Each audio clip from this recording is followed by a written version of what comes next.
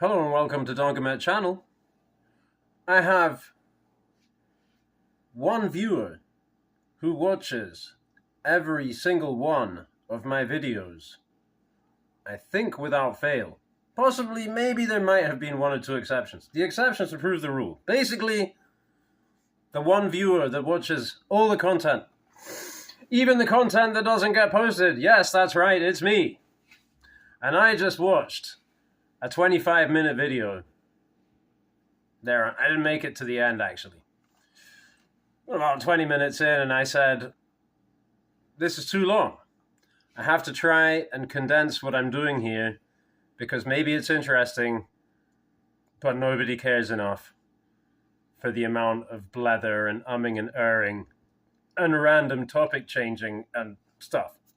So basically, I'm trying to do this. I'm trying to synthesize a few thoughts here, and I'm going to try and boil it down fairly quickly. So I'll start by pointing out that I've been doing some recording recently in a local recording studio. And some interesting stuff that came out of that in the lengthy conversations that I was having with the fella who runs, operates this recording studio. He's a cool guy, and we really hit it off. And we probably spent more time conversing than recording music so far, but I think that's good. That's part of the process. Because I'm hoping to work with him long term. So we're in the very early days and establishing camaraderie and that kind of thing. So we did a lot of chatting, and we've covered a couple of topics that I'd like to bring to bear, which one of which is the AI music. And actually, they're related topics, really. We could call it AI music versus real music, let's say. And so I was telling him yesterday that I learned a story over the weekend about a young artist, a young lady who plays and sings. She plays the banjo and sings traditional Southern American, Southern USA, right? Folk music out in her backyard. I'm pretty sure the surname is Osborne, and I have come across her just because the algorithm, I think, favors her, and because she's really good and she has over 1 million subscribers and so forth, very successful. And it's very sweet what she does, right? She's very talented, and it's just her with her banjo out in the backyard, and people love it because it's real, right? It's just her out in the backyard, probably pointing her basic camera at herself and playing and singing music that may have been in her family for generations, or even songs that were written by elders in her family and so forth, ancestors. And wonderful. Well, I see a video of her explaining that a company, an AI company, let's say, has basically sacked her material off YouTube, downloaded it all, fed it into an AI, and now they have an AI that basically mimics her content and can just run 24/7, cranking out the spitting image of this young lady and her banjo in her backyard playing this kind of music. And it's just generating new music, as the AI can, right? Can and does. And so not only that, right? Not only does she now face stiff competition in the form of something that can do what she does, but never sleep, never eat, never take a break, right? But the company is claiming copyright on all of her videos that they sampled in order to make their material. And YouTube doesn't assist in these issues. She has to take it to this company, and say, hey, could you stop doing that? Can I please get royalties on the videos that I'm uploading and you not take them? Well, that's obviously their whole modus operandi, was to steal her art, to plagiarize and capitalize on that. So that's not going to work. And I think that's shocking and terrible. And we need to, along with the planetary knife laws that need to be looked at, we need to look at this and other such things. So it bears mentioning, even if it's not really, doesn't pertain very directly to knife world. But there is a link with what I want to talk about knives and blade steels and stuff. And so on the other hand, what Wes, the guy at the studio, was telling me, my friend, is that he did some work recently with a band. They're from Massachusetts, but now they live in the Bronx, and they're just ultra hip. The coolest thing, a couple of young musicians, they didn't have a guitarist or whatever, so they hired him. And he was playing some shows with them and this or that. And he's speaking about, these people are under half our age probably, and really it crowd, that generation.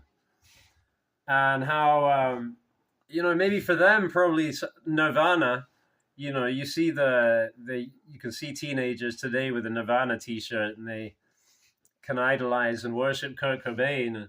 When I was their age, I hankered back to Led Zeppelin, right?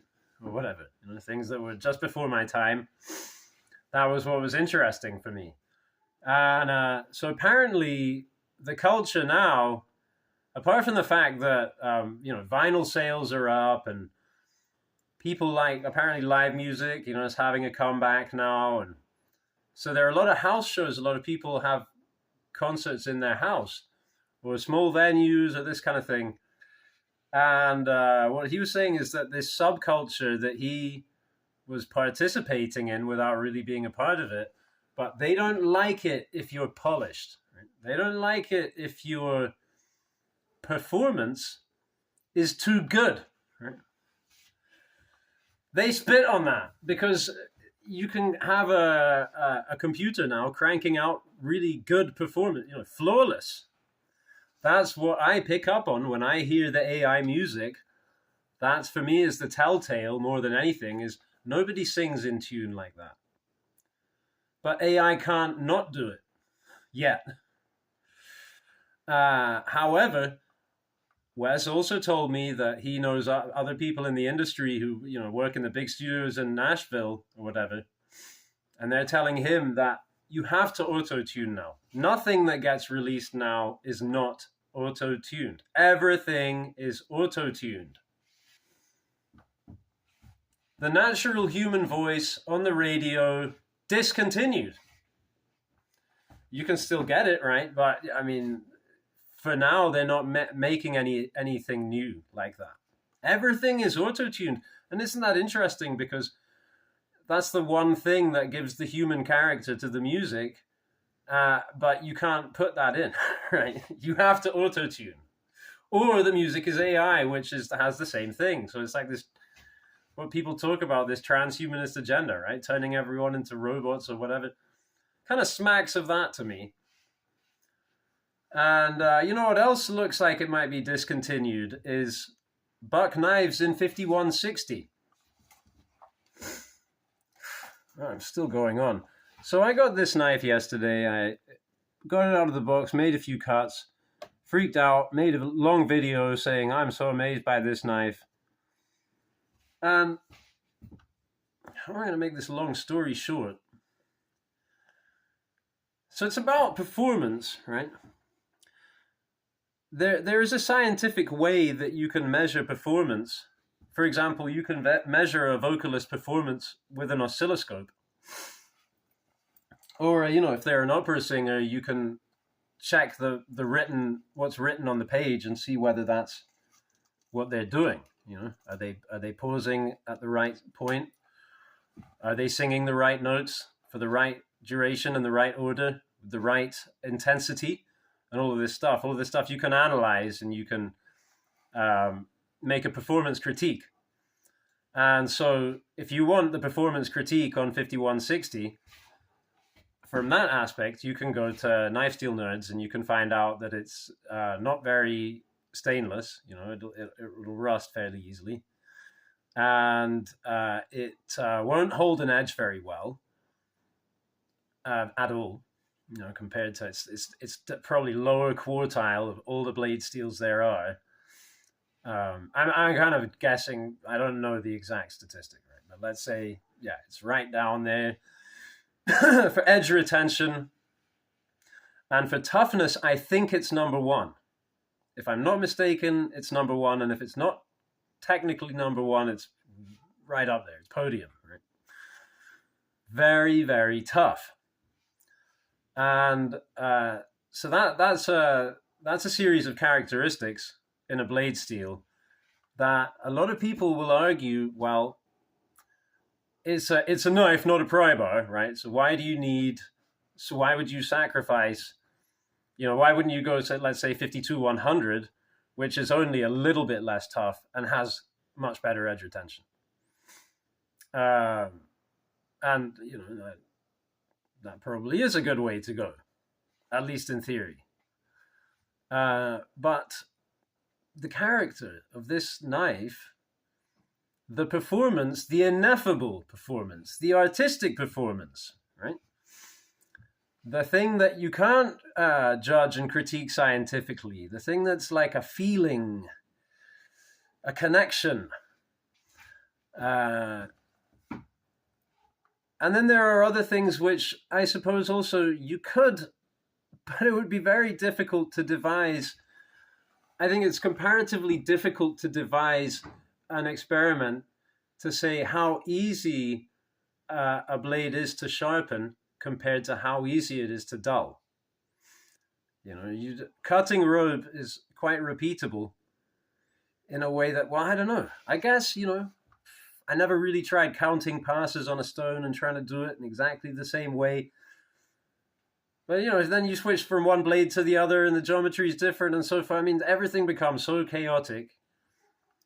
I just release. I'm not that interested in charting. I would like to do rope cutting tests and all that stuff and get sciencey. I really would. But I'm just saying there's something else going on here. And I feel a connection with this 5160 steel. And I also feel I'm feeling like a connection similarly with the ZDP 189. And that is technically a super steel, powder metallurgy, very exclusive, quite expensive. Hitachi steel, you can't, as a knife maker, for example, as an amateur knife maker, for me, forget it. I can't get the steel. I can't. I mean, I would have to go to Japan and present it to Hitachi and plead with them, make it. Maybe I will one of these days, but I'm not ready. But they're very exacting about who gets to use their steel and making sure that they use the correct heat treatment and all this stuff, and you end up with a product that actually is still rusts. It's probably a bit better than 5160, but I don't know. It definitely will rust. So part of what I'm saying is that or what I'd like to say is that I'm starting to get a feeling that the stainless steels, the more stainless they are, the more kind of bland they are in character. And the more kind of, although there are marked differences, I get it. Believe me, M390, nothing like AEBL and what have you. But for me, AEBL and 420J2 are remarkably similar when depending. Okay, but in the performance that interests me, which is in the moment of cutting. I'm not talking about numbers and statistics and how many cuts I can make before I have to sharpen, or how difficult or easy it is to sharpen. All of that stuff for me is secondary.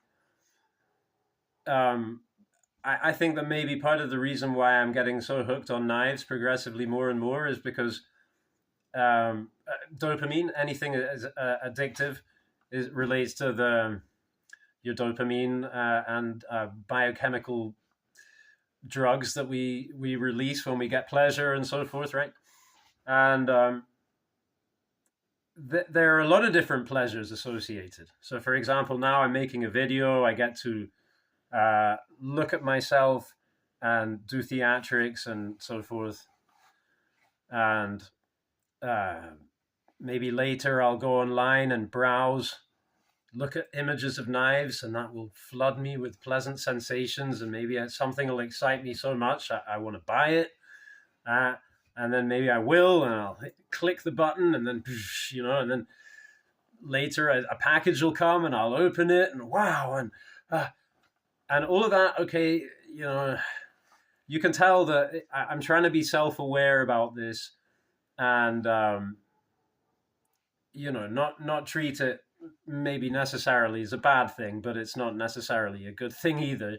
Uh, to be obsessed in this kind of consumerist way, I guess, where you always need novelty and new stuff. And I also kind of have the feeling that at some point maybe I'm going to slow down or even stop because I will be satiated. Right? I'll have had my fill. I'll have had my experience. I'll be ready to move on.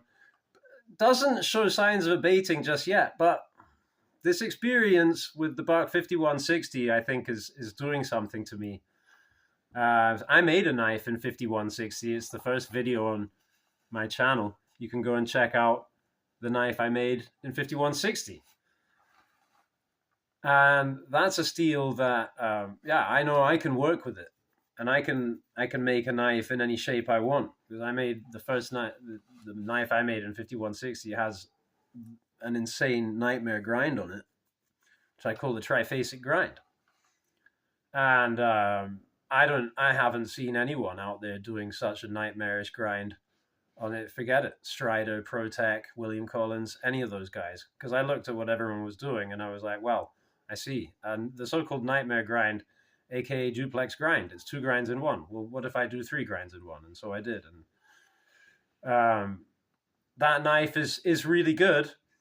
It's very satisfactory to me, but I just like trying other knives and getting other knives, and so that most of the time it's just sat there. Every time I get it out, I'm like, it's great, but it's I think it could do with some tuning.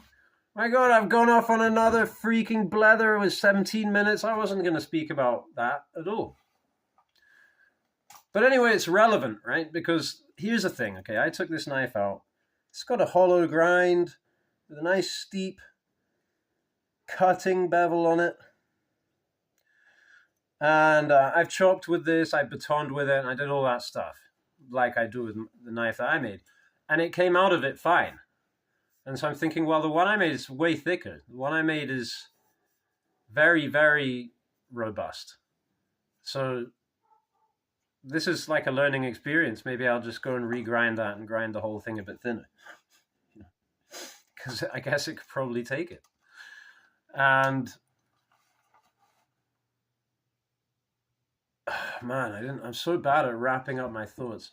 So what I wanted to say about the whole dopamine flood experience is there is one moment where I think that, I don't know if it is even dopamine actually. I think it's something else. I think it's Zen, come to think of it. That's probably what it is. Because it's the moment when I'm actually in the cut, right?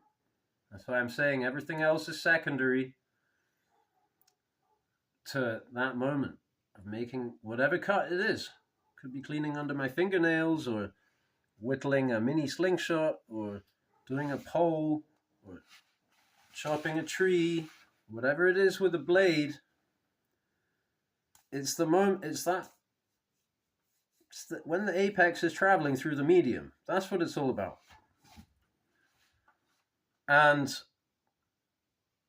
I'm noticing a very, seeming to me, I'm becoming astonished by the diversity of experience available from the different blade steels. And then another topic, which also bears honorable mention, is blade not steels.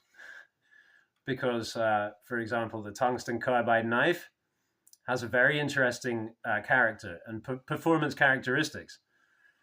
And also in the, not just in terms of, wow, well, this thing is the bomb for edge retention. Depending on what you're cutting, it will retain an edge perhaps for a lifetime of use. There's something else as well there. There's the soul of the material, so to speak. Right? The resonance it has. Also, I have a knife in stellite. I have some ceramic blades. I have owned stone blades, um, and I have a bill hook made out of copper bronze that terrified me in a way when I took it out and did machete type chopping with it. I couldn't believe how well it cut. Now, it's not very tough. If you bang it on a rock, it might just, right? But if you're cutting through something like green beech puts out these long, spindly branches at kind of, low level that I find very difficult, depending on how you cut them. They can be very difficult, very resilient to cutting because they're so floppy and yet so tough that you hit it and it just kind of flows with it and then traps your blade. And if you hit it the right way, you can always cut it. But sometimes that's difficult to access the right angle to be able to cut it, because if it's like this, for example, then the way to cut it, to get it to cut, is like that, rather than coming in like this or whatever. So, doing that kind of cutting, this copper bronze bill hook, I did make a video. It's on my channel somewhere. Yeah, it's just really amazing. You wouldn't think that. Not a lot of blades would make the cuts that it was making cleanly. So what is that? It's something to do with. That also could be scientifically analyzed. I'm sure if you look at the edge under a microscope, there's some characteristic to the alloy that they're using that means that it takes a really awesome edge. Definitely takes a really awesome edge, because I haven't met a steel that. Well, now I want to test it, because this 5160 really surprised me. And now another thing is the Buck Factory edge. That's also pretty raw. You got these thick grind lines. I've seen it on various buck knives. They have some protocol. They even have a name for it, right? Like something supposed to cut for longer, right? Cuts 3 times longer. And it's like they have some way of doing a toothy edge, where you look at that edge apex bevel and it's got the factory grind lines. I've ground on this thing now a fair amount, and they're still there, those factory grind lines. So they do something very rough, and then they drop it, or I don't know what they do. Yeah, they've got some protocol. Maybe they step from like a very low grit to a very high grit without much in between. And I don't know what it is, but they put this kind of edge, Buck Factory edge, which I have experienced before, and they don't last long with me because I always want to get stuck in. But this one was incredible, and I know I can't replicate it. I don't know how they do it. But the edge that I put on it is, it's in terms of, I can't get it to do this thing, standing it up.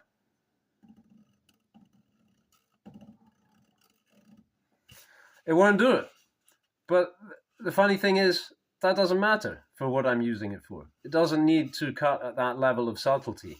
When I want to do this, it's just, it just does it like, see, it's a little furry, but it was like effortless.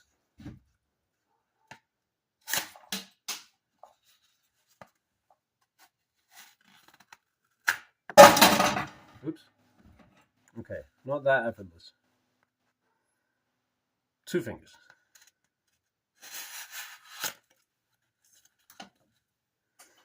I don't know. Thumb and middle finger.